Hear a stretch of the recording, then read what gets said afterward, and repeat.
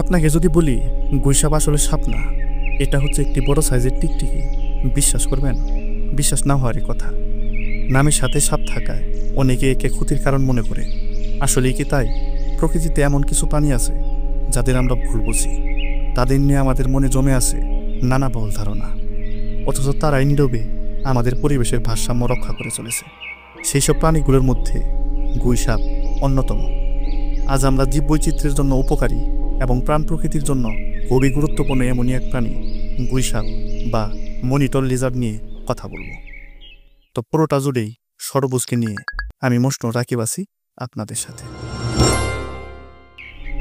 আমরা অনেকে গুইসাপকে সাপ ভেবে বল করি, কিন্তু বাস্তবে এরা কোনো সাপ নয়, বরং ভেরানিডি গোত্রের টিকটিকি জাতীয় প্রাণী। এরা বৈজ্ঞানিকভাবে ভেরানাস নামে পরিচিত। এদের বড়সড় টিকটিকির মতো দেখতে হলেও সাপের মতো দ্বিখণ্ডিত জীবী এদের বিশেষত্ব। মজার ব্যাপার হলো, আমাদের এই গুই বা গো নামটি এসেছে প্রাচীন গোধিকা শব্দ থেকে। অঞ্চল ভেদে একে গোসাপ বা গুইল ইত্যাদি নামে ডাকা হয়। বিশ্বের প্রায় ৮০টির বেশি প্রজাতির গুইসাপ শনাক্ত করা হয়েছে এবং তারা আফ্রিকা, এশিয়া ও ওশেনিয়া অঞ্চলের স্থানীয় বাসিন্দা। গুইসাপের দৈহিক গঠন বেশ আকর্ষণীয়। বড় গুইসাপ সাধারণত বাদামি বা কালচে বাদামি বর্ণের হয়। এদের সারা শরীরে চামড়ার উপরের ত্বকে হলুদ রঙের রিং বিদ্যমান, যা দেখতে ভারী সুন্দর। এদের পা এবং নখ লম্বাটে। এর লেজ হয় চ্যাপ্টা ও শীষযুক্ত। এই শক্তিশালী গঠনই তাদের দ্রুত গাছে উঠতে এবং সাঁতরে খালবিল পুকুর পাড়ি দিতে সাহায্য করে। জানলে অবাক হবেন, পৃথিবীর বৃহত্তম গুইসাপ হল ইন্দোনেশিয়ার বিখ্যাত কমাডো ড্রাগন। সম্প্রতি প্রমাণিত হয়েছে কমাডো ড্রাগনের লালায় বিষাক্ত উপাদান রয়েছে। এক সময় গুইসাপ বাংলাদেশে প্রায় সবখানেই দেখা যেত। গৃহস্থের বাড়ির আঙিনায়, কৃষিক্ষেতে, বন জঙ্গলে, এমনকি জলাভূমিতেও। আমাদের দেশে মূলত ৩ প্রজাতির গুইসাপ দেখা যায়: সোনা গুই, কালো গুই এবং রামগাদি বা বড় গুই। কালো গুইসাপ সাধারণত লোকালয়ে বসতবাড়ির আশেপাশে বেশি থাকে, আর সোনা গুইকে হাওড় ও বিলের আশেপাশে বেশি দেখা যায়। গুইসাপ মূলত গর্তবাসী প্রাণী। মাটির গর্ত ও ঢিবি, গাছের কোটর ও ফাটলে এরা বাস করে। তবে এরা পানিতেও থাকতে পারে এবং সাঁতার কাটতে ও গাছে চড়তে অত্যন্ত পটু। এদের খাদ্যাভ্যাসও বেশ বৈচিত্র্যময়। কাঁকড়া, শামুক, ইঁদুর, হাঁস মুরগির ডিম, এমনকি পচা গলা প্রাণী দেহও এরা খায়। বড় গুইসাপেরা মাছ, সাপ, ব্যাঙ, ছোট কুমির, কুমিরের ডিম এবং কচ্ছপও খেয়ে থাকে। সুযোগ পেলে এরা হাঁস মুরগির ছানা ও ডিমেও হানা দেয়। আর ছোট গুইসাপের খাদ্য তালিকায় থাকে ব্যাঙ, ইঁদুর, মাছ, কেঁচো, শামুক ও কাঁকড়ার মতো ছোট প্রাণী। গুইসাপ দেখতে যদিও একটু ভীতিকর মনে হতে পারে, কিন্তু এরা অত্যন্ত নিরীহ প্রাণী। মানুষ দেখলে সাধারণত পালিয়ে যায়। আর সবচেয়ে গুরুত্বপূর্ণ বিষয় হলো, এরা আমাদের প্রকৃতি, পরিবেশ ও কৃষকের পরম বন্ধু। এরা ফসলের ক্ষেতের ক্ষতিকর পোকামাকড় ও ধেনু ইঁদুর খেয়ে আমাদের দারুণ উপকার করে থাকে। বিষধর সাপ ও বিভিন্ন ক্ষতিকর পোকামাকড় নিয়ন্ত্রণ করে এরা ফসলের ফলন বৃদ্ধিতে সহায়ক ভূমিকা পালন করে। প্রকৃতির ভারসাম্য রক্ষায় গুইসাপের ভূমিকা অতুলনীয়। এরা খাদ্য শৃঙ্খলে একটি বিশেষ স্থান দখল করে আছে। কল্পনা করুন, যদি এদের সংখ্যা কমে যায় তাহলে কি হবে? এদের প্রধান খাদ্য যেমন পোকামাকড় এবং ইঁদুরের সংখ্যা অনেক বেড়ে যাবে। এতে বিষাক্ত সাপের উপদ্রবও বাড়বে, যা পরিবেশ ও মানুষের জন্য মোটেও সুখকর নয়।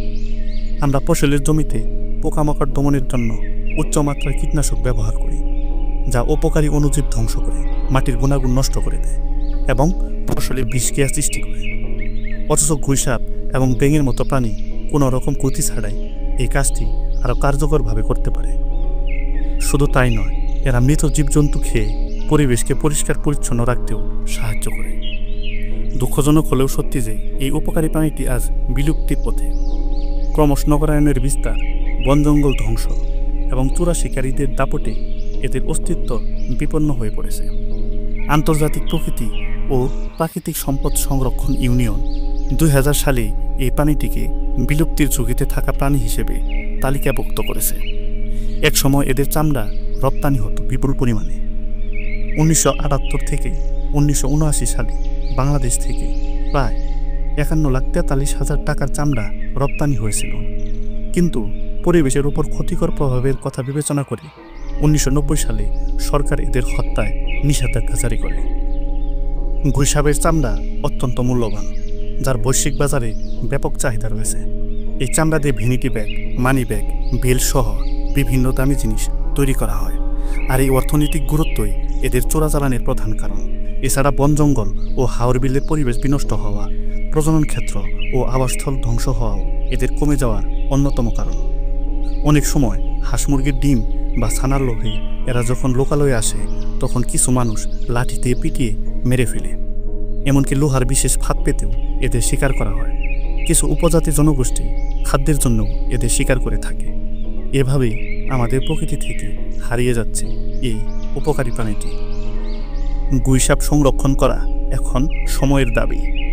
এদের শিকার ও পাচার রোধে কঠোর আইন প্রয়োগ করতে হবে। পাশাপাশি জনসচেতনতা সৃষ্টি করা অত্যন্ত জরুরি।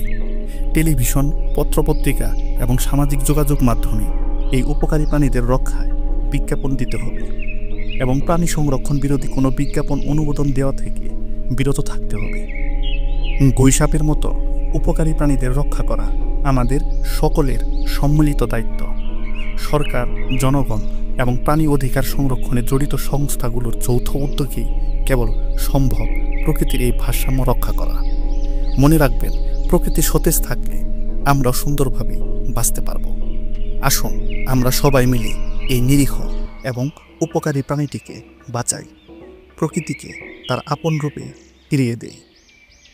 বন্ধুরা, আজ এ পর্যন্তই। কথা হবে অন্য আরেকদিন। আর ভিডিও ভালো লেগে থাকলে সরবুজ চ্যানেলটি সাবস্ক্রাইব করে পাশে থাকতে পারেন। ধন্যবাদ।